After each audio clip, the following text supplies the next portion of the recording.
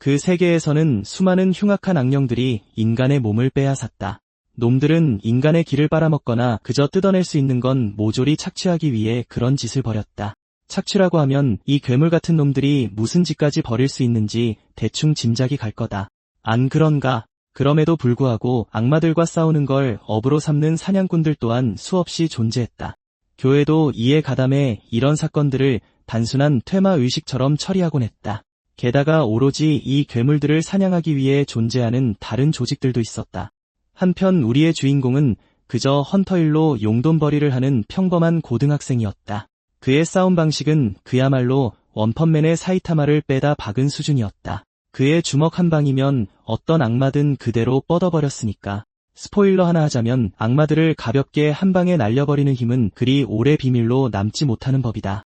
아니나 다를까 그런 엄청난 힘은 순식간에 악마들의 이목을 끌고 말았다. 솔직히 말해서 이 애니메이션 정말 끝내준다. 훅 빠져드는 로맨스에 쉴 새 없이 몰아치는 액션까지 갖췄으니 말이다. 게다가 예상보다 훨씬 깊고 복잡한 스토리는 두말할 필요도 없다. 그러니 망설이지 말고 좋아요 버튼을 누르고 두 편을 원한다는 댓글을 남겨달라. 채널에 정말 큰 도움이 된다. 진심이다. 여유가 된다면 추가 콘텐츠를 위한 멤버십 가입도 고려해보고 다음 영상을 놓치지 않게 알림 설정도 잊지 마라. 좋아. 시간 끌 건 다 끌었으니 이제 바로 이야기 속으로 빠져보자. 모든 건 까마귀들이 사방에 널린 소름 끼치도록 기분 나쁜 분위기의 한 학교에서 시작된다. 한 여고생이 대체 자신에게 이런 일이 벌어지는 거냐며 패닉에 빠져 비명을 지르고 있었다. 신부는 조수를 곁에 두고 소녀의 몸에서 그 악령을 끄집어낼 준비를 하고 있었다. 학교 천장에 매달린 소녀를 본 소녀는 스승에게 저 애가 이 모든 고통을 겪어야만 하냐고 묻지 않을 수 없었다. 첫 실전 임무였기에 그는 잔뜩 긴장해 있었다. 스승은 그를 안심시키기는커녕 잔뜩 쫄아서 오줌이라도 지릴 것 같다며 조롱할 뿐이었다. 바로 그 순간 소녀가 살려달라며 비명을 지르기 시작했고 조수는 완전히 당황해버렸다. 영감은 악마의 달콤한 거짓말에 속아 넘어가지 말라고 경고했다. 스승이 힘을 끌어모으기 시작하자 소녀는 자신이 쓸 수 있는 보조 주문을 찾기 위해 책을 집어들었다. 바로 그 순간 영감은 그에게 물건 하나를 던지며 목숨을 걸고 지키라고 말했다.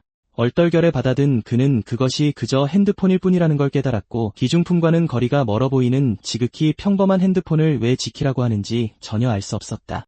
한편 소녀는 전혀 빙의된 것처럼 보이지 않았고 스승은 헛웃음을 치며 그런 얕은 연기에 속아 넘어갈 생각은 없다고 말했다. 그가 자신의 마력을 아낌없이 방출한 건 바로 그 순간이었다. 그가 뿜어낸 에너지는 어마어마했고 공격이 형태를 갖춰가자 소녀는 고통에 몸부림치며 비명을 질렀다. 영감은 악마의 숨통을 영원히 끊어주겠다고 선언하며 혼신의 힘을 다해 주문을 쏘아 보냈다. 조수는 그 자리에 우두커니 서서 자신의 스승이 사람들의 소문대로 정말 대단한 실력자라는 걸 깨달았다. 바로 그때 여자의 진짜 얼굴이 드러나기 시작했고 악마는 육신에서 강제로 쫓겨나기 직전인 듯했다. 실제로 그녀는 끔찍한 고통 속에서 계속해서 비명을 질러댔다. 하지만 에너지는 점차 사그라들기 시작했다. 그리고 그와 함께 그녀가 마침내 두 눈을 번쩍 떴다. 신부는 소년 만화에서나 나올 법한 공격을 연달아 퍼부었다. 나이 탓인지 조금 삐걱거리긴 했지만 공격 자체는 꽤 먹혀드는 것 같았다. 마치 정체불명의 크롬탭을 15개 켜자마자 먹통이 돼버리는 구형 노트북처럼 말이다. 이 모든 걸 지켜보던 소녀는 신앙심이 부족해서가 아니라 그저 스승님의 체력이 한계에 다다른 것뿐이라고 생각했다. 심지어 스승조차도 자신이 이런 일을 하기엔 너무 늙었다고 인정했다. 직후 그는 소년에게 멈추지 말고 계속해서 주문을 외우라고 소리쳤다. 그러고는 숨을 죽이며 방금 일어난 일은 아무에게도 말하지 말라고 속삭였다. 글쎄요, 스승님. 솔직히 지금은 그것보다 조금 더 시급한 문제가 있는 것 같은데 안 그런가요?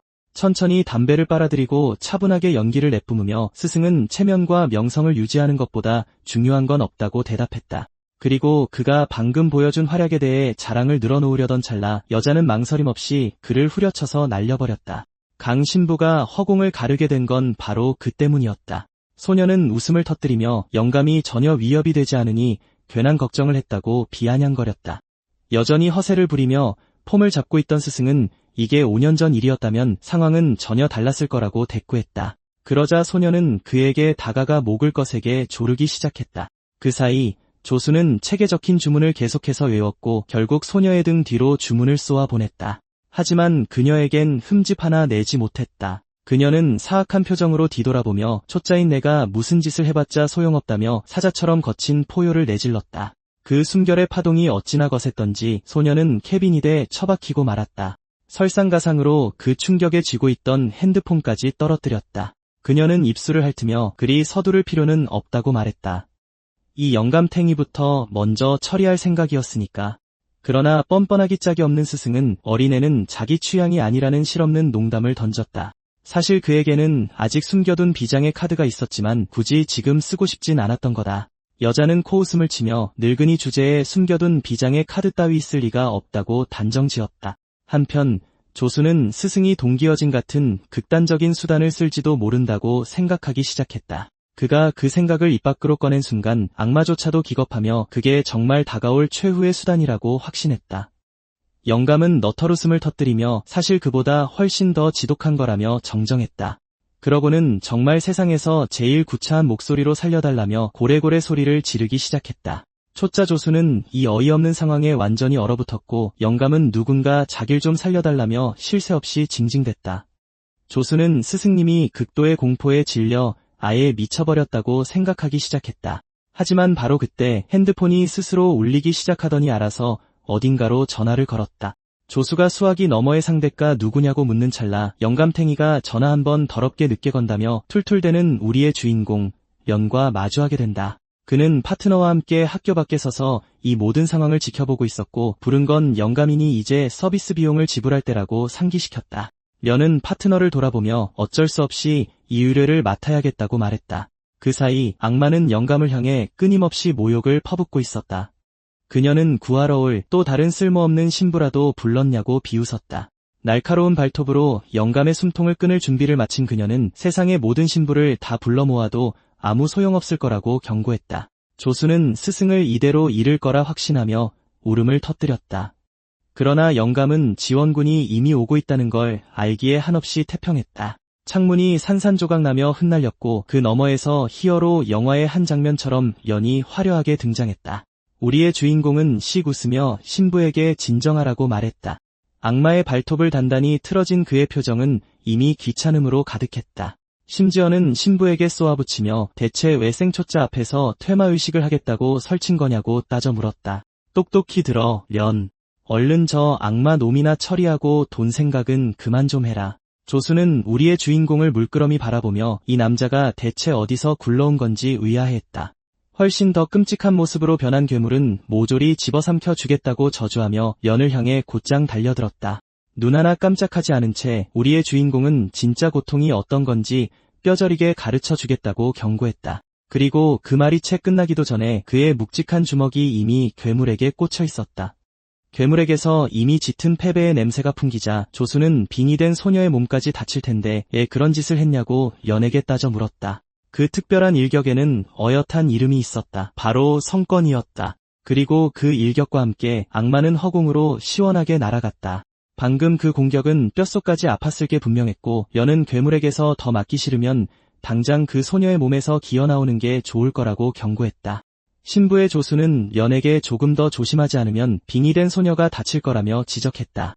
하지만 스승은 손을 들어 올리며 그를 진정시켰다. 그럼에도 소녀는 물러서지 않았다. 스승님, 저러다간 저 소녀의 몸이 다치고 말 겁니다.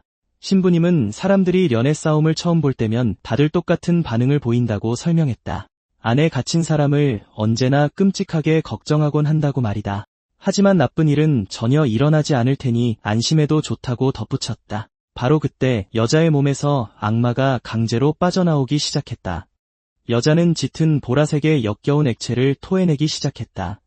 수습생은 완전히 넋을 잃은 채 그저 서 있기만 했다. 그것이 바로 그 유명한 연의 성권이었고 괴물을 몰아낸 것도 바로 그 기술이었다. 우리의 주인공은 다가가서 그 악령을 꽉 움켜쥐었다.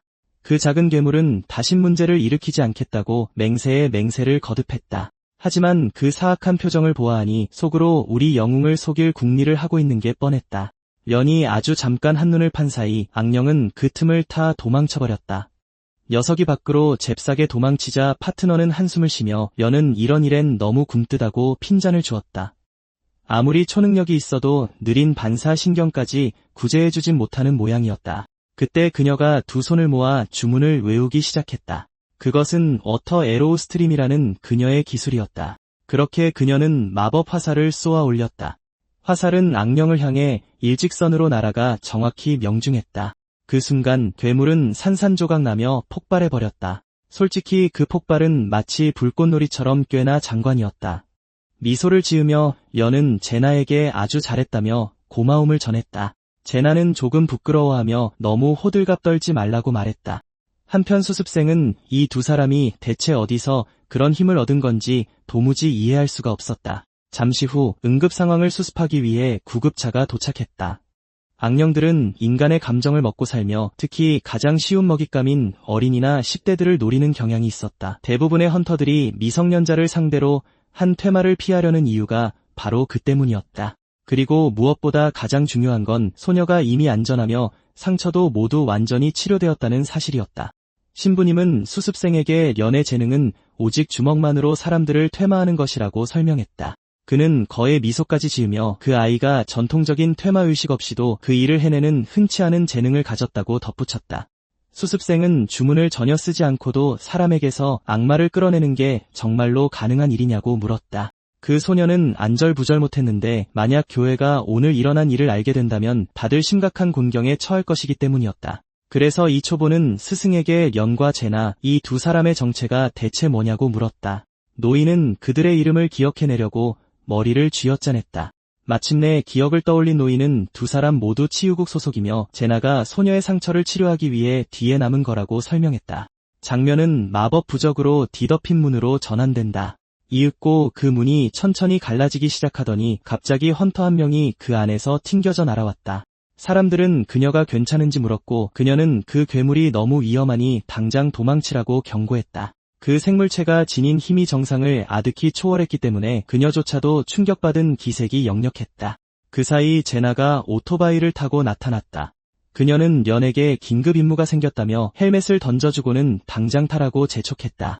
꽤 멀리 떨어진 곳이라 수업에 지각하지 않으려면 서둘러야만 했다. 연은 헬멧을 쓰며 씩 웃고는 이번 일로 얼마를 받게 되냐고 물었다.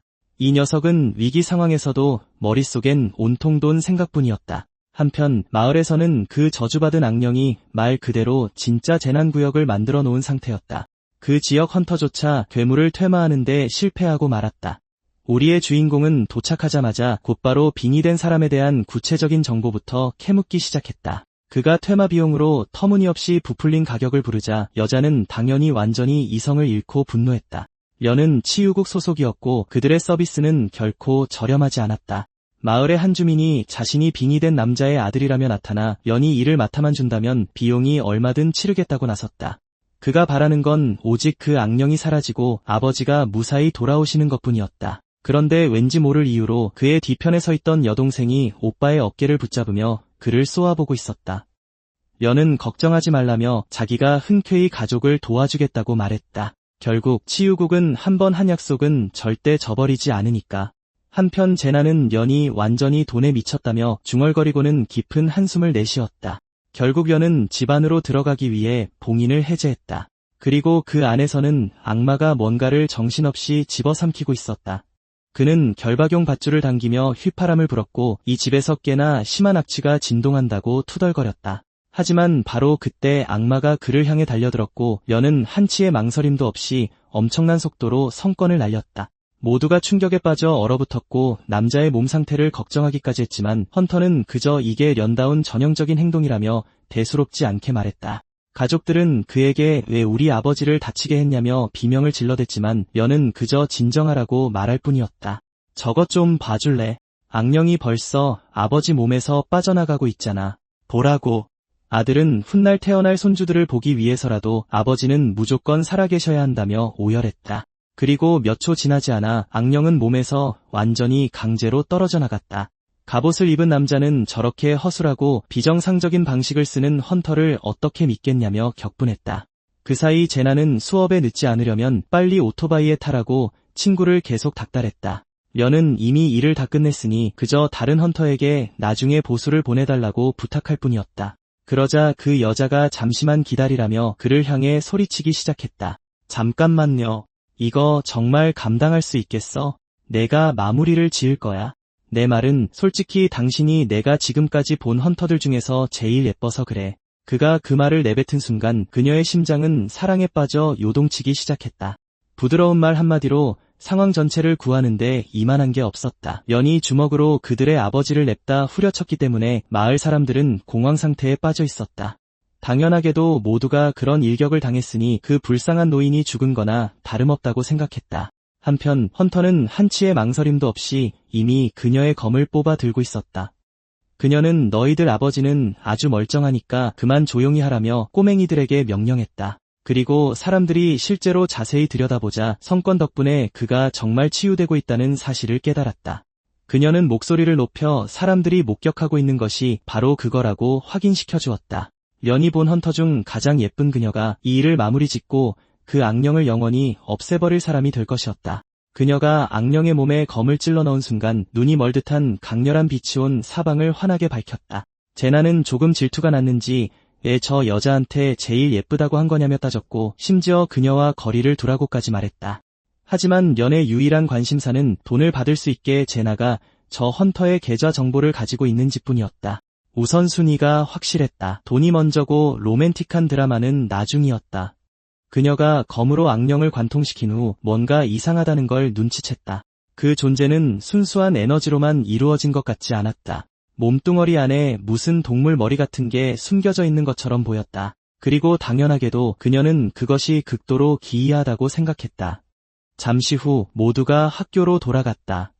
누군가 제나에게 다가와 뭘 하고 있냐고 묻자 그녀는 금서를 찾고 있는 중이라고 대답했다. 다른 소녀들은 헌터인 제나를 동경했기 때문에 즉각 그녀가 악마에 관한 책을 찾고 있을 거라고 넘겨짚었다. 그녀들은 한술 더 떠서 혹시 우리의 영웅견과 데이트하기 위해 더 강해지려는 거 아니냐고 짓궂게 물었다.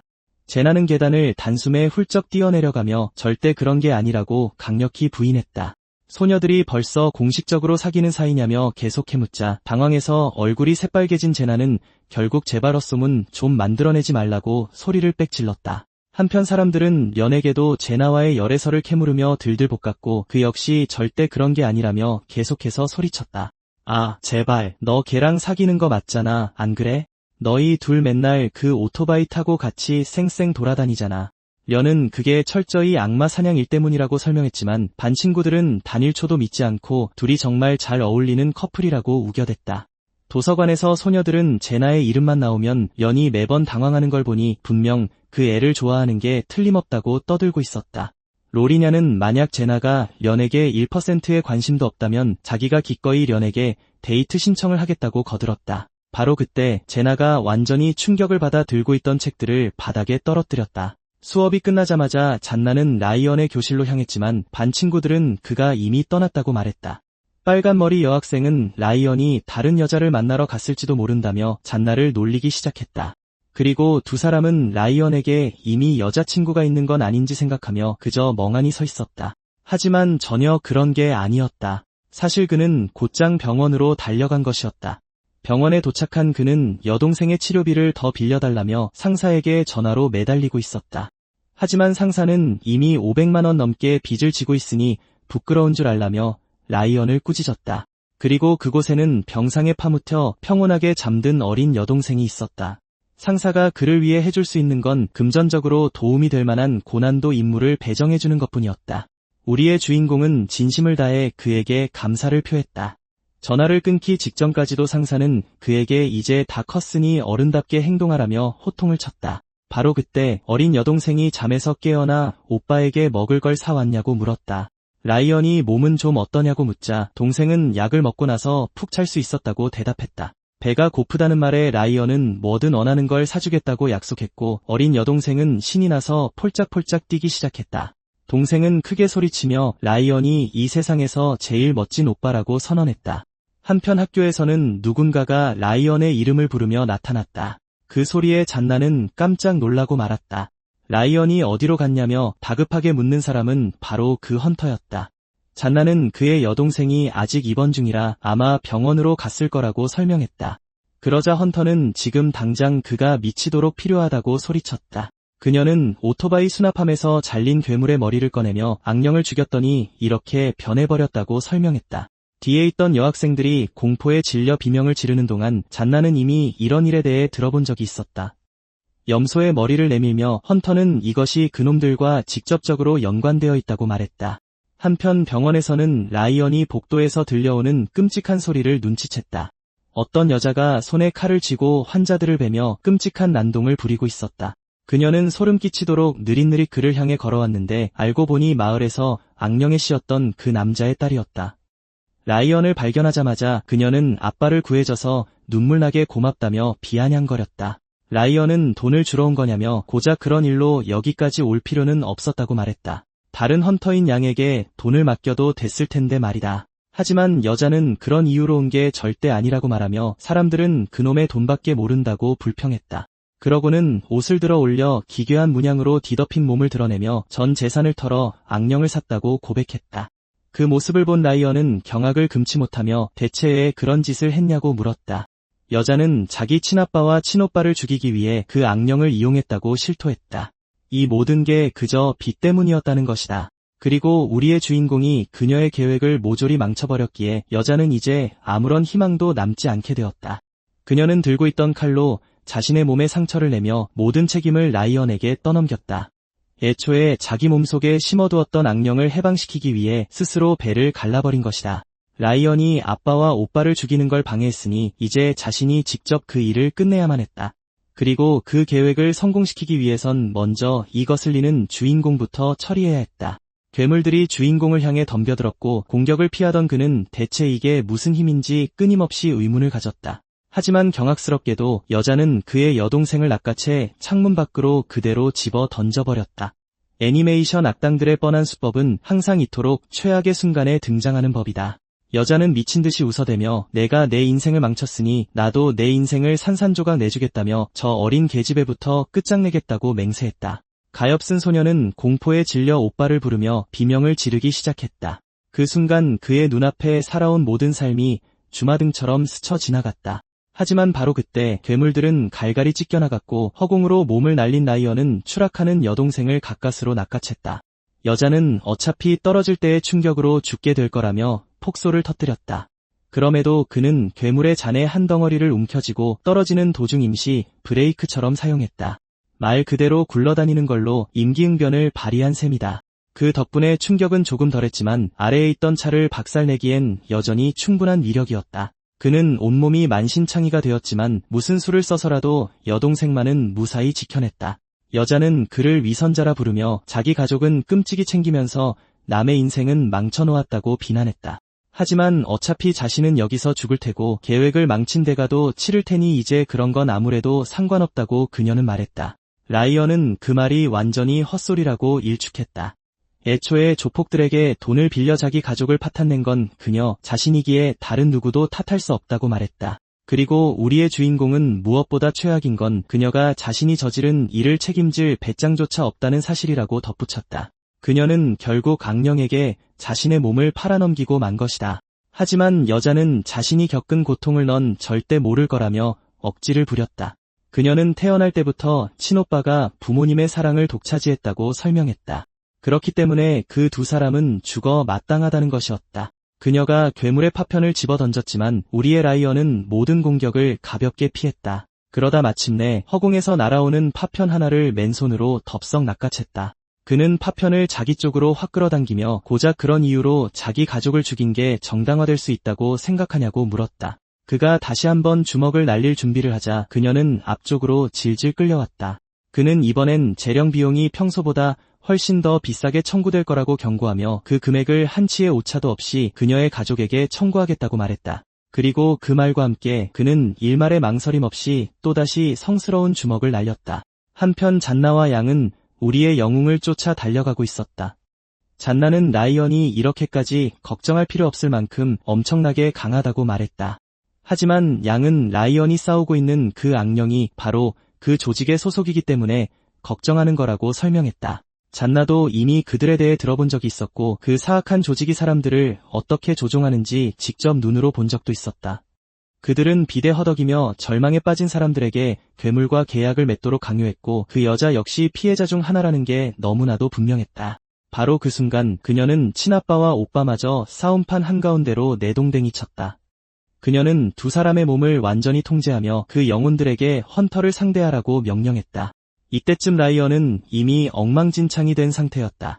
그는 솔직히 자신이 어떻게 그런 짓을 해냈는지조차 모르겠다고 털어놓았다. 그녀의 뱃속에 처박혀 있던 시신 두 구를 통째로 빼내버린 것이다.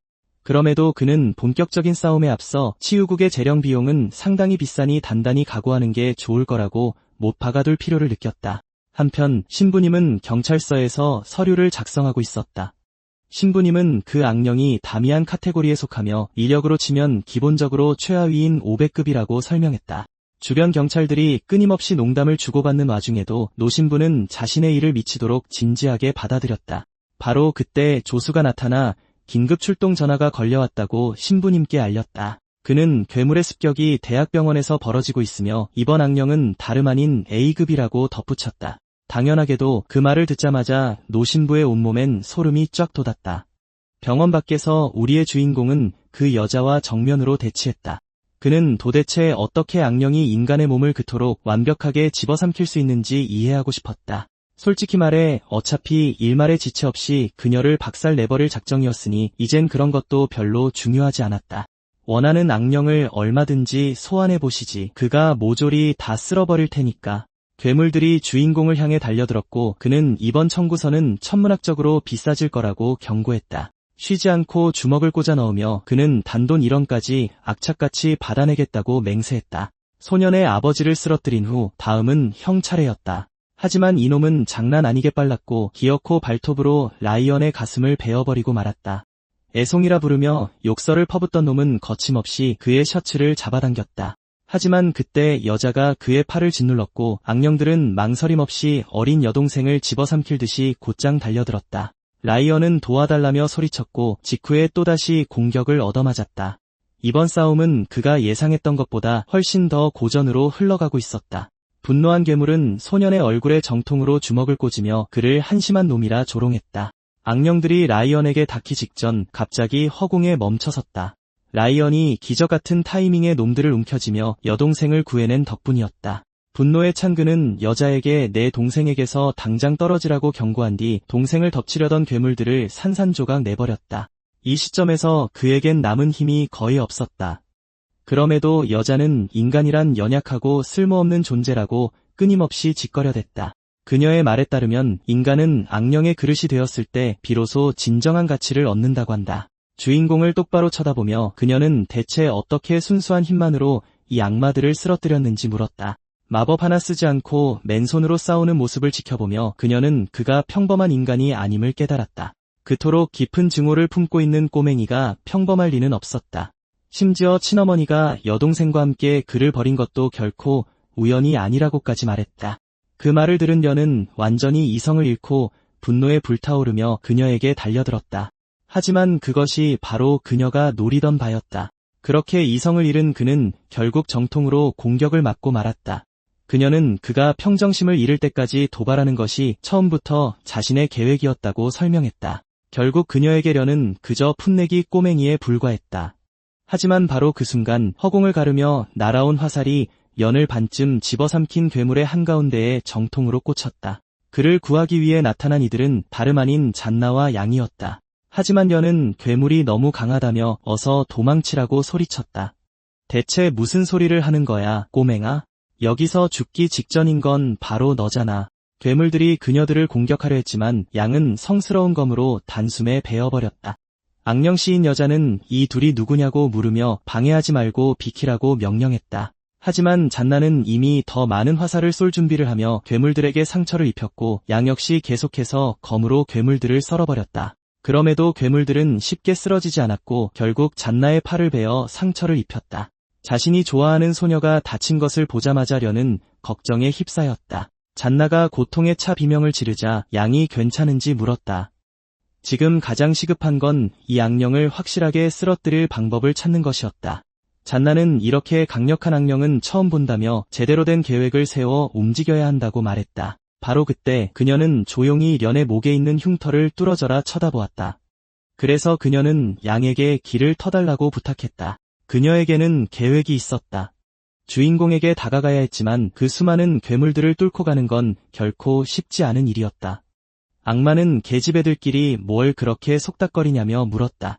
양은 잔나에게 자신만 믿으라며 앞길은 자기가 뚫어주겠다고 말했다. 양이 부적을 발동시키자 쏟아지는 물줄기와 함께 꽃잎들이 흩날렸다. 그 기술이 악령들을 불태워버렸고 잔나가 내달릴 수 있는 틈이 생겼다. 최대한 빨리 련에게 닿아야만 했다. 그리고 그 순간 그녀의 머릿속을 스쳐 지나간 건 여자애들이 그를 좋아하냐고 묻던 기억뿐이었다. 경노한 악마 여자는 감히 자신을 이길 수 있다고 생각하다니 멍청한 인간들이라고 비웃었다. 하지만 잔나가 하는 모든 행동의 깊은 곳에는 사랑이 자리 잡고 있었다. 그녀는 여동생과 함께 길거리에 버려져 있던 그를 발견한 날을 떠올렸다. 그가 그녀에게 너도 버림받았냐고 묻자 잔나는 아니라고 답했다. 그녀는 버림받은 게 아니었다.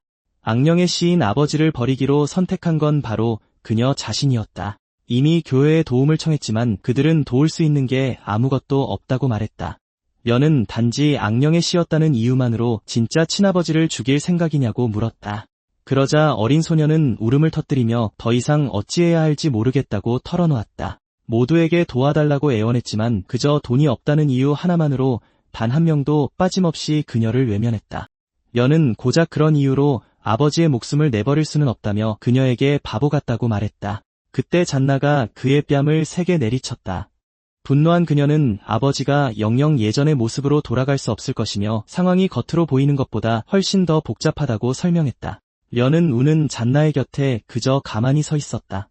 삶이 얼마나 잔인할 수 있는지 너무나도 잘 알았기에 그는 그녀를 돕겠다고 약속했다. 그리고 이제 당연한 의문이 떠오른다. 도대체 어떻게 그 일을 해낼 작정이었을까?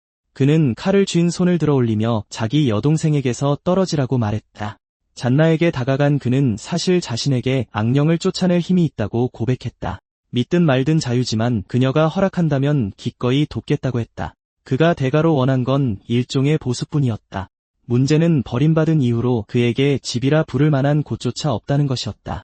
그래서 그는 그녀의 집에서 함께 살아도 되는지 물었다. 가족처럼 자신을 받아달라고 부탁했고 소녀는 눈물이 그렁그렁한 채 그를 빤히 바라보고만 있었다. 그는 그녀 아버지의 목숨을 구했다. 그 때문에 오늘날까지도 그녀는 그에게 큰 빚을 졌다고 느끼고 있었다.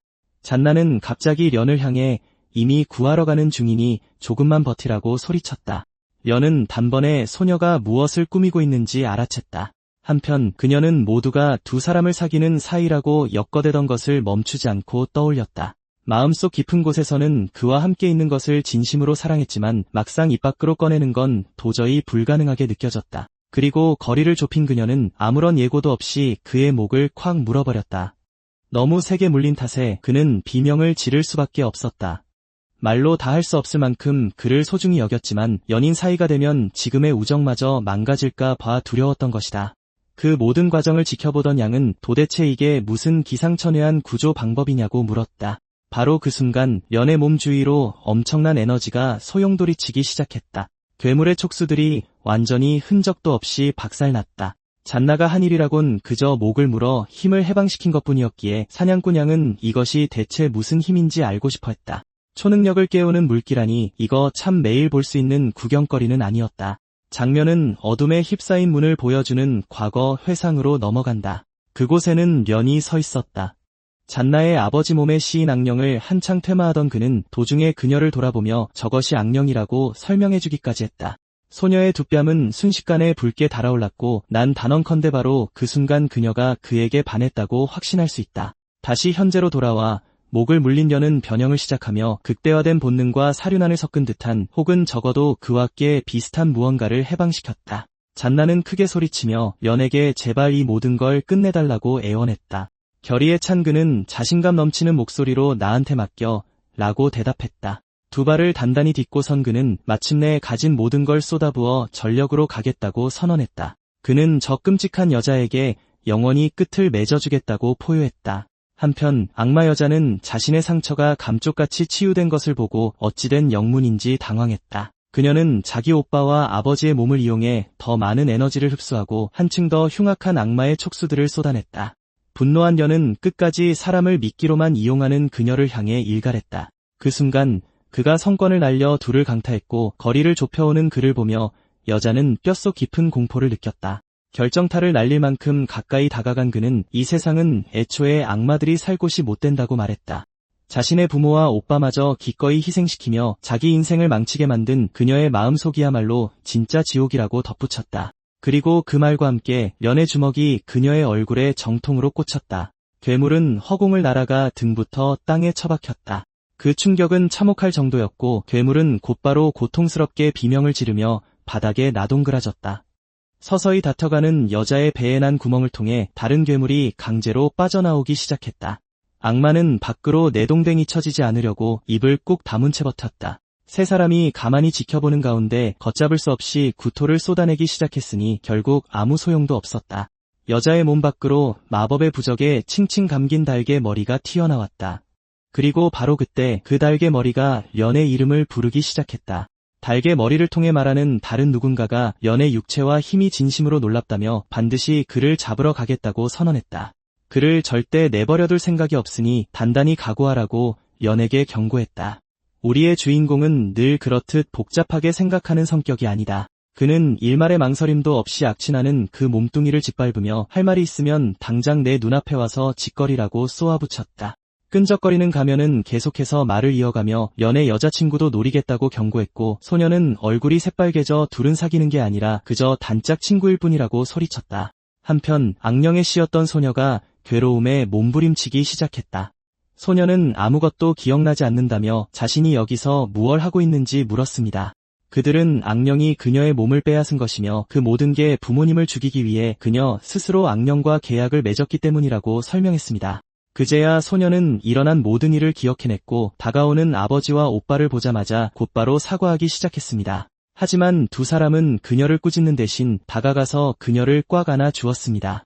오빠는 동생을 더 잘 돌봤어야 했다며 오히려 사과했습니다.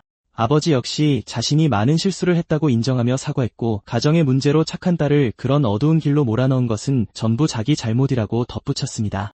하염없이 흐느끼며 소녀는 아버지와 오빠에게 번갈아가며 사과했습니다. 눈물의 사과가 이어지자 양은 이 감동적인 순간을 방해하지 않도록 모두에게 조금만 물러나 달라고 부탁했습니다. 장면은 다른 날로 바뀌고 누군가 야구를 하는 모습이 보입니다. 방금 홈런을 날린 어린 소년이었습니다. 소년의 이름은 김륜, 야구에 푹 빠져있는 아이였죠. 아이는 천부적인 재능을 가지고 있었고 팀원들은 이 녀석이 크면 역대 최고의 선수가 될 거라고 장담할 정도였습니다. 륜이 쏟아지는 칭찬을 만끽하고 있을 때 그의 휴대폰이 울렸습니다. 그는 예정보다 일찍 가봐야 할 것 같다며 친구들에게 사과했습니다. 그리고 서둘러 뛰어가면서 전화를 받았고 거듭 죄송하다고 말했습니다. 잠시 후 그는 꽤나 고급스러운 아파트인 집으로 돌아왔습니다. 륜이 들어오자마자 엄마는 어디서 무얼 하다 왔냐고 캐물었습니다. 조금 안절부절 못하며 륜은 친구들과 놀다 왔다고 변명했지만 엄마는 즉시 또 야구를 하고 온 거냐며 추궁했습니다. 손에 야구 배트를 꽉 쥔 채 그녀는 야구는 절대 안 된다고 이미 말하지 않았냐며 몰아세웠습니다. 륜은 양손을 들고 빌며 다시는 야구를 하지 않겠다고 앞으로는 엄마 말씀을 잘 듣겠다고 맹세하며 사과했습니다. 극도의 답답함에 눈물을 터뜨리며 그녀는 대체 왜 이렇게 내 말을 안 듣는 거냐며 소리쳤습니다. 그리고 륜에게 달려들며 아빠처럼 되고 싶어서 그러는 거냐고 쏘아붙였습니다.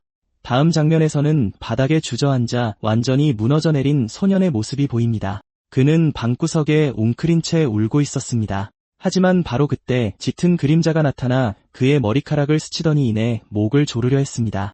아이의 눈빛을 보아 그는 이미 자신을 죽이려 하는 어떤 영혼에게 빙의된 것이 분명했습니다. 다음날 학교 모두가 병원의 빙의 환자와 그로 인해 벌어진 난동 사건으로 떠들썩했습니다. 학생들은 요즘 이 지역에 악령이 부쩍 늘었다며 이제 마법 부적이라도 들고 다녀야 하는 것 아니냐고 웅성거렸습니다. 신부님의 조수 사진이 이미 온라인에 퍼졌고 여학생들은 이 새로운 사냥꾼이 꽤 잘생겼다고 수군댔습니다. 그중 한 명은 그가 딱 자기 취향이라며 실물로 만나면 주저없이 번호를 물어보겠다고까지 말했습니다. 이 모든 걸 엿듣고 있던 연은 대놓고 짜증을 내며 정작 퇴마를 한 건 자신인데 그 초짜가 공로를 다 가로챘다고 투덜거렸습니다. 자나는 연에게 누가 알아주든 말든 교회가 항상 보수를 챙겨주니 너무 신경 쓰지 말라고 달랬습니다. 그리고 영향력 있는 강 신부님 덕분에 경찰과 엮였던 골치 아픈 일도 단 몇 분 만에 깔끔히 해결됐다고 말이죠. 자나는 돈에 환장하는 연이 명성 같은 걸 신경 쓴다는 게 도무지 이해가 가지 않았습니다. 하지만 연의 말에 따르면 진짜 그를 거슬리게 한 건 그게 아니었습니다. 한편 뒤쪽에서는 여학생들이 신부님의 잘생긴 조수 이야기로 열을 올리고 있었고 불쌍하게도 그는 당황해서 어쩔 줄을 몰라 했습니다. 우리의 주인공은 자기도 그 똑같은 사진에 찍혔는데 자기 외모에 대해서는 단 한마디도 없냐며 열변을 토했습니다. 뭐가 중요한지 감이 오시죠? 그제야 자나는 연이 진짜 신경 썼던 건 여학생들이 자신의 외모를 칭찬하지 않아서였다는 걸 깨닫고 살짝 질투심을 느낀 게 분명했습니다. 자나는 어쨌든 돈은 받았으니 그만 징징대라고 핀잔을 주었습니다. 바로 그때 두 명의 여학생이 자나를 부르며 다가오더니 너희 둘 이미 키스한 사이 아니냐고 단도직입적으로 물었습니다. 자나는 연의 목을 깨물었던 일이 불현듯 떠올랐고 이미 소문이 쫙 퍼졌다는 걸 직감했습니다. 자나는 곧바로 련을 휙 돌아보며 우리가 절대 키스한 적이 없다는 걸 당장 해명하라고 따졌습니다. 완전히 당황한 우리의 주인공은 엄밀히 말해서 그게 키스는 아니었다고 어물쩍 대답했습니다. 그러자 예상대로 폭발한 자나는 련의 멱살을 잡고 우리가 절대 키스한 게 아니라는 걸 확실히 말하라고 윽박질렀습니다. 하지만 소문은 이미 퍼질 대로 퍼진 후였습니다. 이제 와서 부정해봤자 소용없었죠. 게다가 다들 다가와서 키스할 때 기분이 어땠냐고 계속 물어댔습니다. 주인공의 친구는 애초에 련이 자나에게 맘이 있는 줄 진작부터 눈치채고 있었다고 거들었습니다. 금발머리 여학생도 둘이 평소에도 껌딱지처럼 붙어 다니지 않았냐며 맞장구를 쳤습니다. 이런 상황이니 모두가 이미 둘 사이에 분명 뭔가가 있다고 확신하고 있었습니다. 소식을 애타게 기다리던 사람들에게 좀 잔인한 처사니 이젠 더 이상 숨길 필요도 없었습니다. 금발머리 여학생이 약간 날선 목소리로 말했습니다. 솔직히 걔도 련을 좋아하는 거 우리 다 알잖아. 그렇지. 이쯤 되면 그건 비밀도 아니지. 그녀는 눈물이 그렁그렁한 채로 두 사람이 잘 돼서 기쁘다고 말했습니다. 하지만 속으로는 은근히 슬퍼하고 있다는 게 너무 뻔히 보였죠. 우리 모두 이미 알고 있었던 사실입니다. 잠시 후 밖에서 오토바이에 기대어 있던 자나. 갑자기 유리창이 산산조각 나는 소리가 들렸고 그것이 근처 창문에서 났다는 걸 깨달았습니다. 악령 하나가 그 안에서 날아오더니 그녀를 휙 지나쳐갔습니다. 뒤를 돌아보니 그 소동을 일으킨 건 연이었고 그는 자나에게 저 악령을 쫓으라고 외쳤습니다. 또 다른 진부처럼 생긴 그 괴물은 엄청난 속도로 날아가고 있었습니다. 악령은 분통을 터뜨리며 고작 고등학생 녀석이 자기가 차지한 몸통에 주먹 한 방 날린 것만으로 나가떨어졌다고 투덜거렸습니다. 그 상황을 머릿속으로 다시 떠올려봐도 그 꼬맹이는 어떤 마법도 쓰지 않은 게 확실했습니다. 이런 일은 생전 처음 겪어보는 거였죠. 마력이라곤 눈꽃만큼도 쓰지 않고 퇴마를 해내다니요. 바로 그때 우리의 사랑스러운 자나가 마법을 준비하기 시작했습니다. 그녀는 화살을 겨냥하고 마침내 시위를 당겼습니다. 꼬마 유령은 화살을 간신히 피했다며 짜릿해하며 환호했습니다. 아직 달아날 수 있다는 걸 깨달은 악령은 속도를 극한까지 끌어올렸습니다. 련이 도착하자 자나는 그 괴물이 아슬아슬하게 화살을 피해서 도망쳐버렸다고 말했습니다. 저 멀리 하늘 높이 도망친 악령은 하마터면 잡힐 뻔했다며 가슴을 쓸어내렸습니다. 그토록 힘들게 몸을 구했건만 얜 듣보잡 인간이 나타나서 계획을 통째로 망쳐버렸으니까요. 아래를 내려다보던 악령은 자신이 빙의할 수 있는 또 다른 사냥감을 발견했습니다. 그리고 그 대상은 다름 아닌 야구를 미치도록 사랑하는 소년 김윤이었습니다. 앞서 말했듯 야구가 금지되었기에 그는 친구들에게 작별 인사를 하고 있었습니다. 그는 예정보다 일찍 가봐야 한다고 친구들에게 말했습니다. 팀원들은 꽤나 유명인인 그의 어머니가 륜이 야구하는 걸 결사반대해서 야구를 못하게 된 거라고 수군댔습니다. 그리고 무엇보다 이상한 건 돌아가신 그의 아버지가 한국에서 꽤 유명한 야구 선수였다는 점이었죠. 그 사이 악령은 마침내 륜에게 따라붙었습니다. 아이는 또 야구하러 간 거 아니냐고 쉴 새 없이 몰아치는 엄마의 문자에 답장하느라 바빴습니다. 그런데 갑자기 엄마가 그냥 확 사라져 버렸으면 좋겠냐고 묻는 목소리가 들려왔습니다. 악령은 사악한 미소를 지으며 그 골칫거리를 단번에 해결해 주겠다고 속삭였습니다. 소년이 누구냐고 묻기가 무섭게 괴물이 그를 덮쳤습니다. 악령은 소년을 바닥에 쓰러뜨리고는 입을 통해 강제로 그의 몸속으로 파고들려 했습니다. 또한 아이에게 아주 대단한 동기가 있는 것 같다며 그 두려움을 양분으로 삼아주겠다고 말했습니다. 하지만 소년의 눈동자가 점점 어두워지더니 새까맣게 변했고 그의 안에서 완전히 다른 괴물이 튀어나왔습니다. 그 분홍색 악령은 이 꼬마가 이미 빙이 되어 있다는 걸 단박에 눈치챘고 몸속에 따리를 튼 악령은 예상보다 훨씬 강력하다는 걸 깨달았습니다. 불쌍한 류는 끔찍한 고통에 몸부림쳤고 거대한 악령은 이제 이 몸은 자신의 것이라 선언했습니다. 바로 그때 근처로 오토바이 한 대가 다가왔고 분홍색 악령은 자기를 쫓던 그 두 사냥꾼이라는 걸 알아차렸습니다. 그 순간 연이 펄쩍 뛰어올라 악령에게 정통으로 주먹을 날렸습니다. 바닥에 처박힌 악령은 죽고 싶지 않다고 울부짖었지만 결국 소년의 눈앞에서 폭사하고 말았습니다. 륜이 눈을 떴을 때 그의 가슴에 사슬로 묶인 또 다른 악령은 여전히 그곳에 있었습니다. 련은 방금 자기가 때려잡은 악령과 같은 놈이라 착각하고 어리둥절해했습니다. 그는 이놈이 기회만 생기면 당장 다른 사람에게 빙의할 줄 알았다고 덧붙였습니다.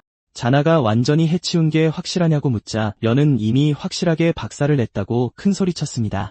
하지만 자나는 아직도 불길한 기운이 남아있다며 좀처럼 확신하지 못했습니다. 두 사람 모두 소년이 이 모든 대화를 지켜보고 있었다는 사실은 꿈에도 몰랐습니다. 김은 그들이 해준 일에 고마워하면서도 두 사람이 승려나 신부가 아닌 게 분명한데 어떻게 그런 직업도 없이 그 분홍색 악령을 물리칠 수 있었는지 물었어. 결국 련과 잔나는 그 꼬마에게 아이스크림을 사주며 자신들은 사실 치유국에서 일하고 있다고 설명했어. 그 꼬마는 련의 사무실 명함을 받고는 엄청나게 신이 났어. 우리 주인공은 도움이 필요할 때 그 번호로 전화하기만 하면 언제든 바로 나타나 구해주겠다고 장담까지 했지. 어쨌든 치유국의 철칙은 한 번 맡은 일은 끝까지 책임진다는 거였으니까. 꼬마는 기쁨의 표정이 밝아지며 정말 필요한 일이 생기면 꼭 전화하겠다고 약속했어. 바로 그때 꼬마의 전화가 울리기 시작했지. 엄마한테서 온 걸 본 꼬마는 련에게 급히 인사하고는 상황이 안 좋아지면 전화하겠다는 약속과 함께 쏜살같이 달려갔어. 잔나는 그녀의 사랑하는, 아니 련에게 고개를 돌리며 방금 실수한 거라고 말했어. 100% 확신할 순 없지만 그 꼬마에게서 뭔가 어두운 기운을 느꼈다는 거야. 마치 엄청나게 강력한 악령의 신 것 같았거든. 그래서 꼬마가 결국 퇴마를 간청하며 전화할 가능성이 아주 높다고 경고한 거였지. 그리고 당연하게도 국장님이 그걸 허락할 리 없었어. 잔나는 련에게 그 꼬마가 아직 미성년자라서 절대로 불가능한 일이라고 설명했어. 김유는 아파트로 돌아갔어. 장식된 사진 속에는 아빠 옆에 선 엄마의 모습이 있었지. 알고 보니 륜의 엄마는 꽤 유명한 여배우였어. 마침 아이스크림 광고에도 나오고 있었으니까. 엄마는 륜의 눈을 유심히 살피고 있었지. 걱정스런 얼굴로 학교에서 무슨 이상한 일 없었냐고 물었고 륜은 없다고 대답했어. 학교 안에서는 없었지, 물론. 하지만 학교 밖에서는 달랐어. 그건 완전히 다른 얘기잖아. 엄밀히 따지자면 거짓말을 한 건 아니었던 셈이지. 륜이 계속 별일 없었다고 우기자 엄마는 준비해 둔 음료를 마시고 가서 쉬라고 했어. 조금 긴장한 륜은 다음날 친구들이랑 야구를 하러 가도 되냐고 엄마에게 물었어. 심지어 더는 아프지도 않고 약을 먹기 시작한 후로는 발작도 한 번도 안 일어났다고 항변까지 했지. 그러니까 자기가 야구를 해도 전혀 위험하지 않을 거라고 계속 우겼어. 하지만 엄마는 단호한 표정으로 절대 안 된다고 잘라 말했어. 무슨 일이 있어도 야구는 허락할 수 없다는 거였어. 완전히 다 나을 때까지는 절대 안 된다고 못을 박았고 류는 받아들일 수밖에 없었지. 엄마가 나가자마자 류는 돼지 저금통을 챙겨 들고 어딘가로 향했어. 명함을 다시 한번 확인해 치유국 주소가 맞는지 꼼꼼히 살핀 뒤 결국 련의 직장에 도착했지. 거기에 도착해서는 건물 안에 누구 없냐고 물었어. 우리 주인공의 국장님은 이 꼬맹이가 여기서 뭘 하는 건지 알고 싶어 했고 동전이 가득 든 돼지 저금통을 꽉 쥔 소녀는 악령 사냥꾼들을 찾으러 왔다고 설명했지. 하지만 국장님은 코웃음을 치며 세상에서 제일 두둑한 용돈이라도 퇴마 비용으론 턱도 없을 거라고 했어. 화가 난 국장님은 애들은 딱 질색이라며 당장 여기서 나가는 게 좋을 거라고 덧붙였지. 그러면서도 자기 자식 둘을 돌보며 그런 소리를 하고 있었어. 경기장만 한 엄청난 모순이지. 하지만 련은 그 돼지 저금통을 낚아채고 자기 지갑까지 꺼내서 꽤 상당한 액수의 돈을 모았어. 그만한 금액을 보고 국장님은 입을 떡 벌렸지.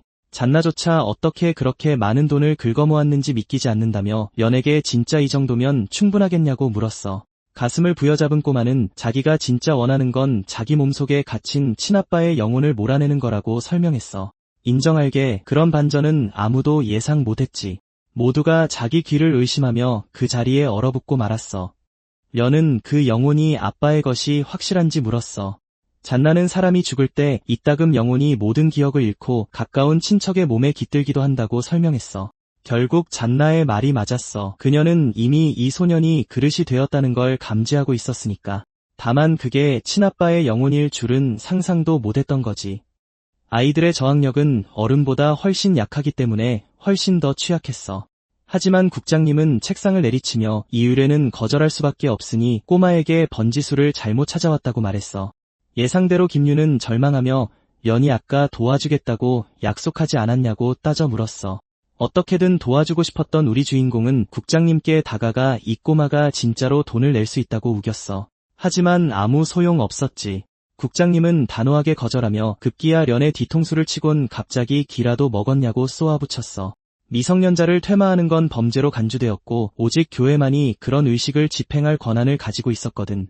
만약 련이 그 규칙이 마음에 안 든다면 언제든 그만둘 선택지도 열려 있었지. 그러고는 륜을 돌아보며 여기선 해줄 수 있는 게 아무것도 없으니 당장 나가라고 소리쳤어. 꼬마가 원한다면 대신 퇴마를 맡아줄 믿을 만한 신부님을 소개해줄 수는 있다고 했지. 분노한 류는 그건 불가능하다며 이미 교회에 여러 번 가봤다고 맞받아쳤어. 가방을 움켜쥔 채 다들 그냥 자기를 내버려 두라고 소리쳤지. 여전히 화가 난 류는 련이 도와주겠다고 약속했으면서 거짓말을 했다고 쏘아붙였어. 우리 영웅은 꼬마에게 잠깐만 기다려 달라고 했지만 국장님은 미성년자를 돕는 건 교회의 고유 권한이라며 이 문제에서 완전히 손을 떼라고 못 박았지. 게다가 우리 주인공은 병원비를 대준 국장님께 아직 갚지 못한 빚도 있었어. 그래서 대놓고 국장님을 거역할 만한 처지도 아니었지. 련도 이 모든 사실을 아주 잘 알고 있었어. 그들은 미성년자를 퇴마할 수 없다는 걸 말이야. 그렇다 해도 련은 조금도 개의치 않고 문을 쾅 닫으며 밖으로 뛰쳐나갔어. 국장님은 저 녀석이 교회에서 이 문제를 얼마나 심각하게 여기는지 진짜 이해는 하는 건가 싶었지. 하지만 잔나는 련이 원래부터 규칙을 고분고분 따르는 성격은 아니지 않느냐고 지적했어. 누군가 국장님 혈압 좀 신경 쓰라고 말해줘야 할 것 같아. 밖으로 나온 련은 김윤을 찾기 시작했고 주변에 까마귀 떼가 우글거린다는 걸 알아챘어. 잠시 주변을 걷던 그는 그 꼬마가 그토록 좋아하던 야구를 하고 있는 아이들을 발견하고 시선을 멈췄어. 아니나 다를까 거기엔 친구들이 야구하는 걸 지켜보고 있는 륜이 있었지. 그때 련이 나타나서 꼬마를 찾아내는데 꽤나 시간이 걸렸다고 말했어. 우리 주인공의 눈길을 끄는 게 또 하나 있었어. 쭈그리고 앉은 련은 륜이 돌보고 있는 게 분명한 새끼 고양이 한 마리를 보았지. 소녀는 야구를 하러 올 때마다 그 고양이한테 먹이를 챙겨줬다고 설명했어. 매일같이 정성스럽게 먹이를 준 덕에 그 가엾던 고양이는 아주 통통해져 있었지. 꼬마는 그 고양이를 보면 오갈데 없는 자기 자신을 많이 닮은 것 같다고까지 말했어. 아주 유명한 야구 선수였던 아빠처럼 자기도 야구를 하는 걸 너무 좋아한다고 털어놨지. 하지만 야구를 할 때마다 자기 몸 안에 영혼이 의지를 지배하려 들어서 엄마가 야구를 못하게 금지했다고 했어. 야구를 하면 할수록 자꾸만 아빠의 모습으로 변해간다는 거야. 그래서 마지막 지푸라기라도 잡는 심정으로 그 영혼을 영영 몸에서 떼어내 주길 바라며 련을 찾아왔던 거지. 우리 영웅은 손을 내밀며 교회에서 이걸 범죄로 취급하기 때문에 엄청나게 복잡한 문제라고 설명했어. 류는 영체의 영역을 억누르는 약을 먹는 것까지 할 수 있는 건 이미 다 해봤다고 했어. 그런데도 매일 밤마다 그 영혼이 몸 밖으로 빠져나와 륜을 죽이고 주도권을 완전히 빼앗으려 한다는 거야. 눈물이 글썽글썽한 소녀는 그게 너무 슬프다고 말했어. 친아빠가 아들의 목숨을 빼앗으려 한다는 걸 아는 건 정말 가슴이 찢어지는 일이었지. 그 생각에 잠긴 련은 조금 침울해져서 굳이 악령이 끼어들지 않더라도 세상엔 제 자식을 지옥으로 몰아넣는 부모들이 얼마든지 있다고 중얼거렸어. 어린아이를 퇴마하는 건 아주 중대한 범죄에 해당한다며 경고하던 국장님의 말씀이 떠올랐지. 그래도 가만히 서서 아무것도 안 하고 있을 수만은 없었어. 련은 륜을 돌아보며 도와주겠다고 그 악령을 없애주겠다고 약속했어. 하지만 꼬마가 이미 짐작했듯 공짜로 해줄 순 없었어. 륜은 비용을 치를 돈은 차고 넘칠 만큼 있다고 단언했어. 또한 련은 영혼을 한번 쫓아내고 나면 말하자면 아빠의 영혼도 마침내 편안히 안식을 취할 수 있을 거라고 설명했어. 려는 꼬마가 그 부분까진 미처 생각하지 못했다는 걸 눈치챘어. 바로 그때 까마귀 한 마리가 나타나 말을 하기 시작했어. 게다가 한 마리가 아니었지. 여러 마리가 한꺼번에 말이야. 그 까마귀는 강렬하게 빛나는 보석을 물고 있었어. 까마귀는 륜의 머리 위에 내려앉더니 정말로 자기 아빠를 없애버릴 셈이냐고 물었어. 말하는 까마귀를 보자마자 륜은 예전에 그 소녀가 토해냈던 물건을 떠올렸어. 거의 똑같이 생겼었거든. 까마귀는 말 안 듣는 아이들에겐 엄한 훈육이 필요하다며 계속해서 우겨댔어. 그 까마귀 뒤에 숨어 조종하는 여자가 있었는데 그녀는 그저 아이가 너무 반항적이라고 주장했지. 부리로 돌을 꽉 물어 부수자마자 돌은 소년의 머리 바로 위에서 불길로 휩싸였어. 순식간에 저금통이 아이의 손에서 미끄러져 떨어졌지. 꼬마의 입에서 검은 액체가 쏟아져 나오기 시작하자 려는 대체 무슨 일이냐고 소리쳤어. 그리고 그들의 눈앞에서 아이는 조금씩 변하기 시작했어. 괴물이 서서히 소년의 몸을 장악하는 동안 엄마는 분노하며 자신의 아들에게 대체 무슨 끔찍한 짓을 한 거냐고 따져 물었어. 까마귀를 조종하던 여자는 아이가 제 아빠의 영혼을 없애려 했기에 그저 벌을 주는 것뿐이라고 대답했지. 그 금발의 미스터리한 여자는 엄마가 남편을 어떻게 구할지 제대로 설명만 해줬어도 아이가 아무 군말 없이 순순히 따라왔을 거라며 덧붙였어. 바로 그때 진정제가 가득 든 가방이 바닥에 떨어졌어. 엄마가 다급히 약을 집어들자 금발 여자는 영혼이 소년의 몸을 완전히 차지하는 걸 막으려면 투여량을 늘려야 한다고 말했지. 엄마가 남편을 볼 수 있냐고 묻자 금발 여자는 그렇다고 대답했어. 차 안에서 여자는 그 현장을 벗어나며 운전하고 있었어. 엄마는 방금 보았던 육체에 대한 생각을 도무지 멈출 수가 없었지. 그건 상상할 수 있는 온갖 의료 장비에 둘러싸인 틀림없는 그녀 남편의 몸이었어. 남편은 이미 죽었지만 그 조직은 소년의 몸에 아빠의 영혼을 안전하게 담아두면 육체가 회복된 후 영혼이 다시 돌아가 남편을 되살릴 수 있을 거라고 그녀에게 약속했었어. 그래서 그 엄마가 그렇게 펑펑 울었던 거야. 그녀는 남편을 다시 살릴 수 있을 거라 굳게 믿었거든. 그녀의 말에 따르면 그래야 예전처럼 다시 행복한 가족으로 돌아갈 수 있을 테니까. 다시 공원, 아기 고양이의 털이 바짝 곤두서 있었어. 려는 여전히 킴의 아빠 영혼과 치열한 전투를 벌이고 있었지. 분노한 괴물은 그 소년의 몸이 마땅히 자신의 것이라며 계속해서 우겨댔어. 퇴마를 시작하기 전 려는 꼬마에게 아빠의 영혼을 정말로 없애버려도 괜찮겠냐고 물었어. 하지만 악령이 이미 몸을 완전히 장악해버린 탓에 소년은 더 이상 대답할 수 없었지. 우리의 주인공은 이 괴물이 장난 아니게 강력하며 꼬마가 내면에서 끔찍하게 고통받고 있다는 걸 깨달았어. 그는 망설임 없이 강하게 박치기를 날렸고 다음 일격을 가할 준비를 했어. 그렇게 그는 자신의 성권 기술을 꺼내 들었지. 킴의 아빠는 한때 아주 뛰어난 야구 선수였어. 매 경기마다 관중석에서 자신을 응원해주는 아내와 아들이 있었기에 그때 그는 세상에서 가장 자유로운 사람이라고 느꼈지. 하지만 다시 현재 그 영혼은 이미 련에게 처참히 박살나고 있었어. 녀석이 바닥에 나뒹굴자 우리의 주인공은 꼬마에게 당장 그 영혼을 몰아내라고 소리쳤어. 그리고 조금씩 아이는 자신의 몸에서 그것을 끄집어내기 시작했지. 조직의 한 구석에서 이를 지켜보던 미스터리한 소녀는 연결이 완전히 끊어졌다고 말했어. 그녀가 직접 킴의 영혼과 아빠의 영혼 사이에 만들어둔 연결고리가 방금 끊어진 거야. 금발 여자는 대체 무슨 소리냐며 그 헌터 놈이 진짜로 우리 계획을 망쳐버린 거냐고 캐물었어. 까마귀를 통해 주문을 걸고 있던 그녀는 그 모든 상황이 벌어지는 걸 지켜보고 있었거든. 여전히 폰에서 눈을 떼지 않은 채 소녀는 이 련이라는 녀석이 전날과 똑같은 짓을 벌였다고 확인해 주었어. 여자는 힐링 관리국이 자신들의 계획에 진짜 눈엣 가시가 되고 있다는 걸 깨달았지. 그 때문에 그들은 직접 그곳으로 향해 이 문제를 결판지을 때가 왔다고 결정했어. 그러자 한 남자가 금발 여자에게 자신도 따라가겠다고 말했어. 그 꼬맹이 놈과 개인적으로 갚아줄 빚이 있었거든. 한편 킴은 자신의 아빠 영혼과 마주섰어. 동물의 머리를 하고 있어 기괴해 보였고 그 괴물은 죽고 싶지 않다며 계속해서 같은 말을 되풀이했지. 심지어 소년의 몸 안에 조금만 더 머물게 해달라고 애원하기까지 했어. 그 괴물의 머리통을 꽉 쥔 채 련은 꼬마에게 저 악령의 말은 단 한마디도 듣지 말라고 소리쳤어. 하지만 소녀는 주인공에게 잠시만 기다려 달라고 부탁했어. 그 목소리가 아빠의 목소리와 똑같았으니까. 하지만 련은 너의 아빠는 이미 세상을 떠났고 이건 그저 악령일 뿐이라고 단호하게 설명했지.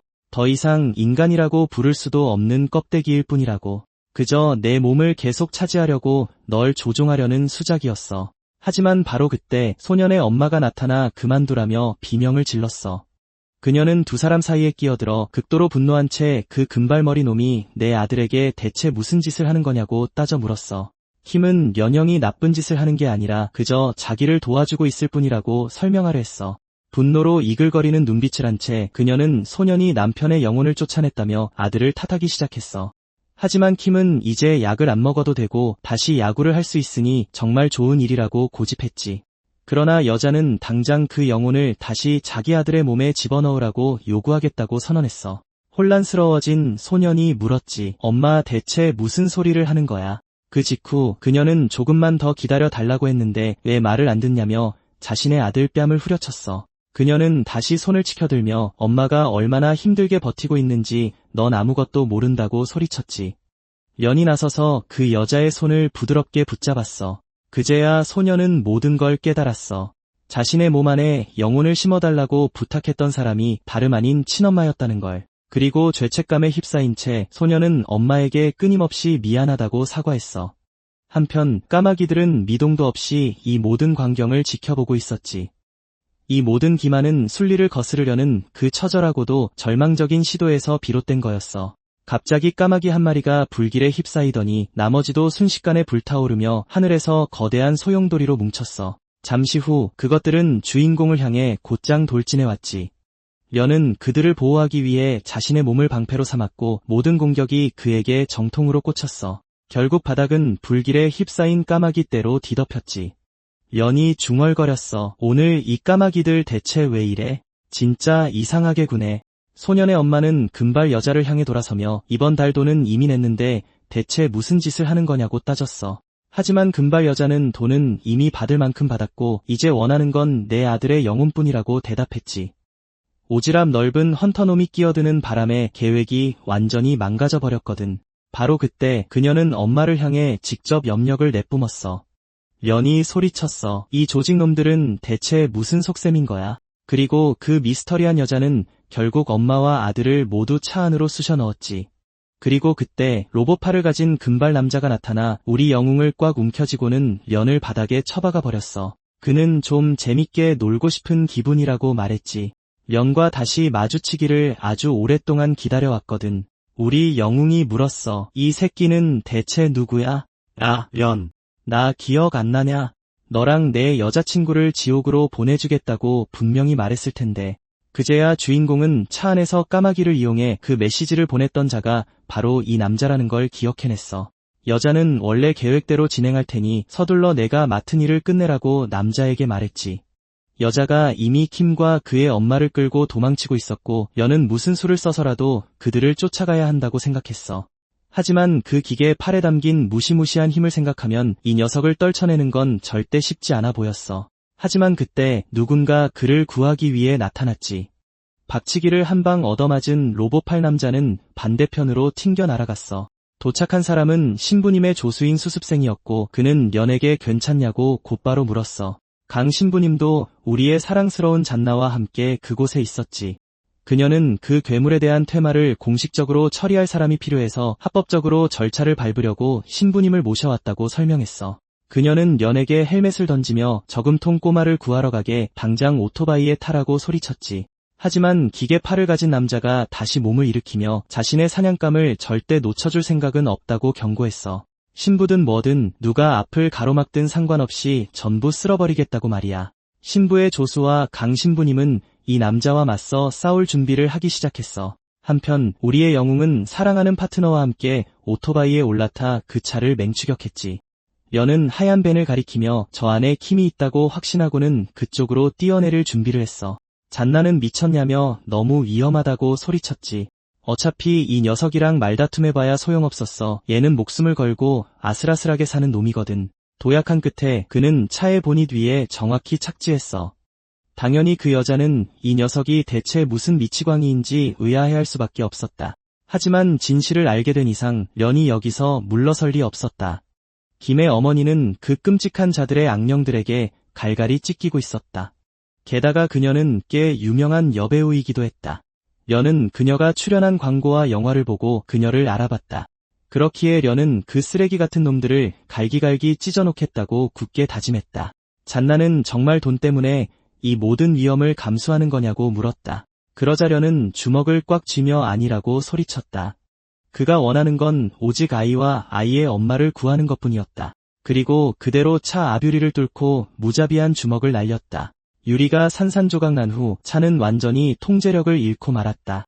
주문을 준비하던 여자는 련에게 더 이상 계획에 참견하지 말라고 경고했다. 그러고는 또다시 불타는 까마귀 떼를 소환해 그를 쫓게 했다. 아, 미치겠네. 또 이 까마귀들이잖아. 여자가 거대한 폭발을 일으키자려는 저 멀리 튕겨나가고 말았다. 차는 완전히 통제 불능 상태로 빙글빙글 돌았고 련은 자신이 트럭이 달려오는 경로에 떨어졌다는 걸 깨달았다. 사랑하는 남자를 구하기 위해 잔나는 주문을 외워 련의 주변에 보호막을 쳤고 덕분에 련은 간발의 차로 버스를 피할 수 있었다. 그녀는 대체 언제부터 그렇게 무모해진 거냐며 련을 꾸짖기까지 했다. 백미러를 확인한 여자는 오토바이를 탄 소녀 역시 헌터라는 사실을 알아차렸다. 밖에서 우리의 주인공은 까마귀 여자에게 소리치며 치유국 직원은 항상 의뢰인과의 약속을 지킨다는 사실을 상기시켰다. 그리고 아직 소년의 몸에 깃든 악령을 사냥하는 일을 끝내지 못했으니 그에게는 아직 처리해야 할 일이 남아있었다. 그러니 자신의 계획을 방해하는 짓은 그만두는 게 좋을 거라고 경고했다. 그 말을 내뱉으며 련은 앞으로 돌진해 차 안에 있는 여자에게 강력한 발차기를 꽂아 넣었다. 여자는 결국 조수석에 처박히고 말았다. 잔나는 련이 대체 어떻게 저런 짓을 해낸 건지 신기해하다가 바로 그 순간 차가 완전히 통제력을 잃었다는 사실을 깨달았다. 최악인 건 차가 출입 통제 구역으로 곧장 향하고 있다는 것이었다. 결국 차는 공중으로 붕 떠올라 끝없이 뒤집혔다.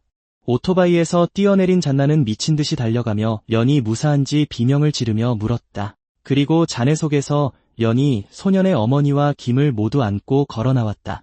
두 사람 모두 크게 다쳐서 당장 병원으로 가야만 했다.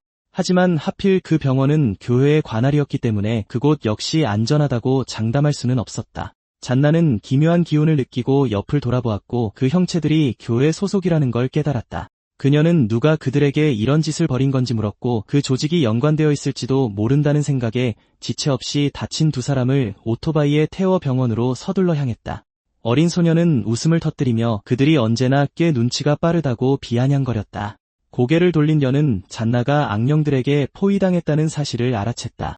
그는 두 교회 일원의 몸이 이미 누군가의 통제하에 놓였다는 걸 깨닫고는 대체 언제부터 이렇게 악령을 조종하는 자들이 나타난 건지 의문을 품으며 잔나에게 곧장 달려갔다. 바로 그때 거대한 형체가 련의 안면에 잔혹한 주먹을 꽂아 넣었다.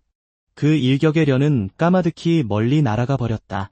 차체에서 뜯겨나온 뾰족한 쇳조각이 그의 가슴을 그대로 관통하고 말았다. 잔나는 미친 듯이 비명을 지르며 련이 살아있는지 물었다. 그리고 차 안에서 까마귀 여자가 분노의 참모습으로 모습을 드러냈다. 그녀는 자신의 완벽했던 계획이 완전히 수포로 돌아갔다며 분통을 터뜨렸다. 하지만 어린 소녀는 언니에게 진정하라며 대수롭지 않게 대꾸했다. 우린 벌써 3명 다 잡았잖아. 그녀는 엄마와 김 그리고 악령 그 자체까지 모두 붙잡는 데 성공한 상태였다. 소녀는 매력적인 미소를 지으며 그 낡아빠진 고철 덩어리, 즉 기계 팔을 단 금발 남자를 찾으러 가겠다고 덧붙였다. 한편 신부의 조수는 쉴 새 없이 피를 토하고 있었다. 그는 스승에게 사과하며 더 이상 이 싸움을 도울 수 없을 것 같다고 고백했다. 사이보그는 사악한 미소를 지으며 자신은 할 일이 많은 바쁜 몸이니 이제 게임은 끝났다고 선언했다. 그 말을 내뱉으며 그는 강 신부를 향해 똑바로 다가갔다. 하지만 바로 그때 포털이 나타나더니 쇠사슬이 튀어나와 순식간에 사이보그의 목을 올감했다. 신부는 도대체 저게 뭐냐며 경악했다. 그리고 그대로 사이보그는 포털 속으로 끌려들어가 아무런 설명도 없이 흔적조차 사라져버렸다. 같은 안뜰에서 포털이 다시 열렸고 어린 소녀가 그것을 바닥에 세게 내동댕이 쳤다. 까마귀 여자는 사이보그가 시간을 너무 끌어서 어쩔 수 없이 자신들이 나서야 했다고 쏘아붙였다. 남자가 사과하기 시작하자 그녀는 바보라도 미안하다는 말은 할 줄 안다고 대꾸했고 그 충격으로 땅에는 거대한 분화구가 파이고 말았다. 그녀는 그 덕분에 더 이상 문을 찾아 헤맬 필요가 없어졌다고 덧붙였다. 련은 마침내 모든 것을 이해했다고 말했다. 병원 사건을 일으킨 장본인도 그들이었고 이 일대에 갑자기 악령들이 급증한 배후에도 그들이 있었다. 그들은 사람들의 절박함을 먹잇감 삼아 악령을 팔아넘기며 이 모든 짓을 돈벌이 수단으로 삼고 있었던 것이다. 소녀는 그들이 이미 초래한 그 수많은 끔찍한 고통들을 떠올리지 않을 수 없었다. 그는 분노에 차소리치며 더 이상 가족들의 목숨을 장난감처럼 가지고 놀게 내버려두지 않겠다고 맹세했다. 그럼에도 불구하고 그는 결국 또 한 번의 타격을 입고 말았다. 그 사이보그는 자신들은 그저 약간의 즐거움을 누리고 있을 뿐이며 너 같은 하찮은 벌레들은 그들에게 아무런 의미도 없다고 비웃었다. 강자는 항상 약자를 짓밟고 살아간다며 그가 짓거렸다. 그것이 이 썩어빠진 세상에 단 하나의 진정한 법칙이라는 것이었다. 여자는 그 소년 역시 제물로 쓸 계획이라며 그 낡은 고철 덩어리에게 죽이지 말라고 명령했다. 그녀가 어린 소녀에게 문을 열라고 지시하자 십자가들이 섬뜩할 정도로 강렬하게 빛나기 시작했다. 까마귀 여자는 연에게 자신들의 조직이 그저 싸구려 악령이나 팔아넘기는 줄로만 아는 것 같으니 두 눈 똑바로 뜨고 지켜보라고 경고했다. 하지만 실상은 전혀 달랐다. 그녀의 말에 따르면 그들은 간절히 필요로 하는 사람들에게 희망을 나누어주고 있을 뿐이었다. 바로 그때 김이 깨어나 아버지가 조금 더 편안하게 숨을 쉬는 것 같다는 사실을 알아차렸다. 하지만 거의 눈 깜짝할 사이에 그의 몸은 다시 악령에게 지배당하고 말았다. 소녀는 아버지에게 무슨 일이 일어난 거냐고 물었다. 폭발음이 울려 퍼지는 가운데 까마귀 여자는 자신들의 조직만이 진정으로 사람들을 구원할 수 있다고 선언했다. 그런 종류의 힘은 진심으로 소름 돋게 끔찍하다고 잔나가 중얼거렸다. 여자는 이 가족이 그토록 부질없는 희망에 매달리지만 않았더라도 아무것도 모른 채 평온하게 죽었을지도 모른다고 덧붙였다. 그리고 그곳에는 아버지의 상태를 미친 듯이 걱정하며 서 있는 온 가족이 있었다. 바로 그때 김의 가슴에 연결된 쇠사슬이 나타나며 악령의 기운이 한층 거세졌고 그의 어머니의 몸에서도 또 다른 쇠사슬이 솟아올랐다. 그 마법은 성공해내기 극도로 까다로운 것이었지만 어린 소녀는 마침내 포털이 열렸다고 외쳤다. 그것의 정체는 다름 아닌 연옥의 문 그 자체였고 그 안에서 셀 수 없이 많은 악령들이 쏟아져 나오기 시작했다. 잔나는 아연실색하며 이런 끔찍한 짓이 실제로 가능한 거냐고 물었다. 까마귀 여자는 누군가를 구하는 것은 요란한 주먹질이나 해대는 것과는 아무런 상관도 없다고 대답했다. 그렇기 때문에 그녀는 연에게 똑똑히 지켜보라고 말했던 것이다. 그리고 당연하게도 우리의 주인공은 이 상황이 결코 좋게 끝나지 않을 것임을 이미 직감하고 있었다. 수많은 괴물들에 둘러싸인 채 여자는 이것이 바로 자신들이 인간에게 구원을 선사하는 방식이라고 설명했다. 그와 동시에 무수한 악령들이 일대 전체로 퍼져나가기 시작했다. 사람들은 공황 상태에 빠져 사방으로 도망치며 신부들을 향해 살려달라고 비명을 질렀지만 아무 소용이 없었다. 어찌됐든 그들은 모두 모조리 잡아먹힐 운명이었다. 강 신부는 도대체 무슨 일이 벌어지고 있는 거냐며 경악했다. 혼란이 이렇게까지 걷잡을 수 없이 커진 것을 보며 그는 포털이 이미 열렸을 것이라 직감했다. 정체불명의 조직이 이토록 거대한 규모로 영적 힘을 조종하고 있다는 건 결코 우연일 수 없었다. 조수는 이건 그 쓰레기 같은 놈들의 짓일 수밖에 없다고 분노했다. 그는 치료소 직원들 역시 이 사태에 휘말렸으니 무사하겠냐며 스승에게 묻기까지 했다. 하지만 신부는 사람들의 살려달라는 비명소리가 들리지 않냐며 그에게 정신 차리라고 호통쳤다. 신부는 날카롭게 목소리를 높여 소년에게 어서 시민들을 도우러 가라고 명령하며 사제로서의 의무는 사망자 수를 최대한 줄이는 것임을 뼈저리게 상기시켰다. 그리고 지금 당장 그들이 실질적으로 할 수 있는 최선의 행동은 바로 그것뿐이었다. 입은 상처들로 인해 려는 심각한 상태였고 김의 아버지는 여전히 그곳에서 일종의 포털을 위한 그릇 역할을 하고 있었다. 그 끔찍한 힘은 일대 전체를 흔적도 없이 초토화시킬 만큼 강력했다. 잔나는 이렇게 인구가 밀집된 지역에서 교회가 대체 어떻게 이런 걸 숨겨올 수 있었는지 의문이 들었다. 하지만 두 사람을 보며 잔나는 그들의 영역이 무서운 속도로 빠져나가고 있다는 걸 깨달았다. 이대로 가다간 영역이 완전히 바닥나서 두 사람 모두 죽고 말 터였다. 까마귀 여자는 꼬마 소녀인 게임에게 포털이 얼마나 더 열려있을지 물었다. 계산을 마친 소녀는 그 가족의 영역이 처음 예상했던 것보다 훨씬 적어서 10분 정도 남았다고 결론지었다. 그때 까마귀 여자는 연과 다른 소녀까지 모두 이용하기로 마음먹고 늙은 고철 덩어리에게 소년도 제물로 써야 하니 죽이지 말고 생포하라고 명령했다. 하지만 연은 고작 사악한 괴물 몇 마리를 소환하려고 이 모든 짓을 저지른 거냐고 물었다. 정말 겨우 그딴 이유로 이 사람들을 이용한 거냐고 말이다. 이따위 한심한 계획은 그들이 그토록 떠벌리던 구원과는 아무런 상관도 없었다. 사이보그가 다가와 소년의 팔을 짓누르기 시작하며 연 역시 돈 때문에 온 거니 이선자에 불과하다고 우겨댔다.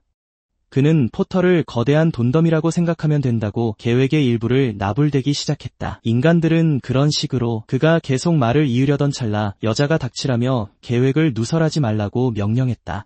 하지만 사이보그는 자기가 무슨 짓을 하는지 잘 알고 있으며 어차피 려는 곧 죽을 목숨이니 계획을 말해줘도 상관없다고 대꾸했다. 그는 자네 속에서 련을 끌어올리며 적어도 여동생을 위해 좋은 것 하나쯤은 남겨두고 가야 하지 않겠냐고 조롱했다. 련은 그가 무슨 헛소리를 하는지 이해하지 못한 채 가만히 노려볼 뿐이었다. 그 사이 까마귀 여자는 게임에게 계획대로 진행하라고 지시했다. 잔나는 며칠 전 양이 퇴마했던 그 머리와 똑같다는 걸 깨닫고 순간적인 공포를 느꼈다. 그리고 두 손을 모은 소녀가 새로운 능력을 발동시켰다. 포털이 중심부를 향해 모든 것을 빨아들이는 듯했다. 모든 악령이 한 점으로 모여들기 시작하더니 결국 소녀가 놓아둔 그 돼지머리 안으로 빨려 들어갔다. 그제야 잔나는 그들이 사람 몸에 악령을 봉인하는 정확한 방식을 알아차렸다. 바로 그때 누군가 당장 멈추라고 소리쳤다. 김의 어머니였다. 그녀는 연에게 맞서며 그들이 남편을 되살려주기로 약속했다고 말했다. 까마귀 여자는 넌 재물에 불과하니 닥치고 가만히 있는 게 좋을 거라고 쏘아붙였다.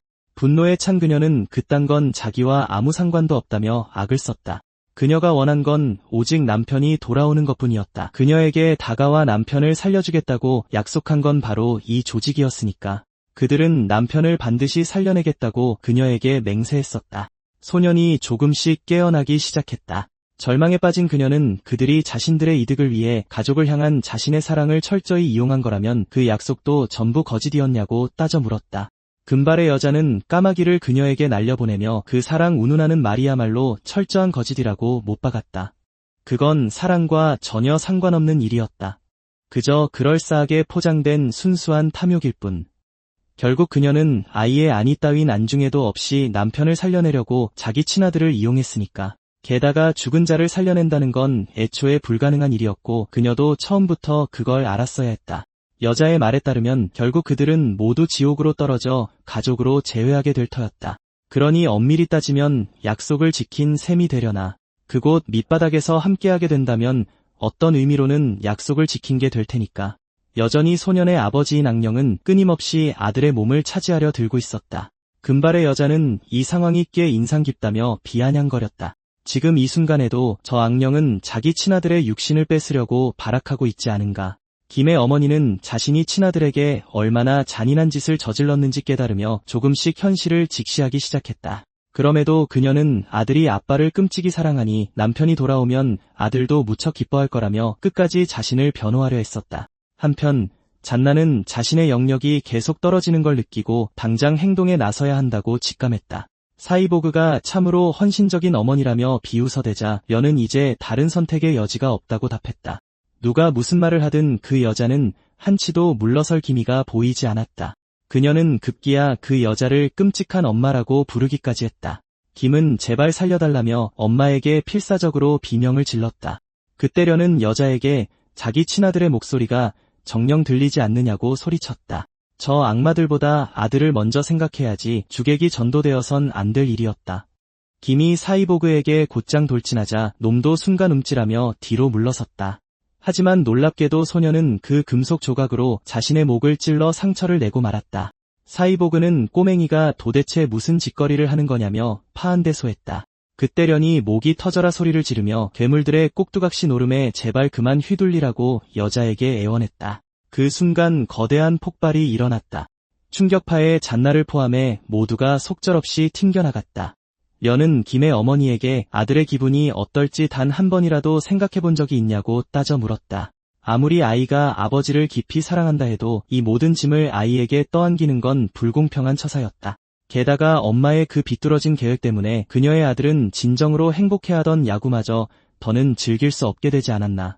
사이보그는 그깟 설교 따위로 바뀔 건 아무것도 없다며 코웃음 쳤다. 하지만 련은 지체하지 않고 곧장 놈의 얼굴에 주먹을 내리꽂은 뒤 바닥으로 처박아 버렸다. 그녀는 련에게 다시 생각해보라며 자기는 김의 엄마이고 아이를 돌보는 건 내 몫이라고 악을 썼다.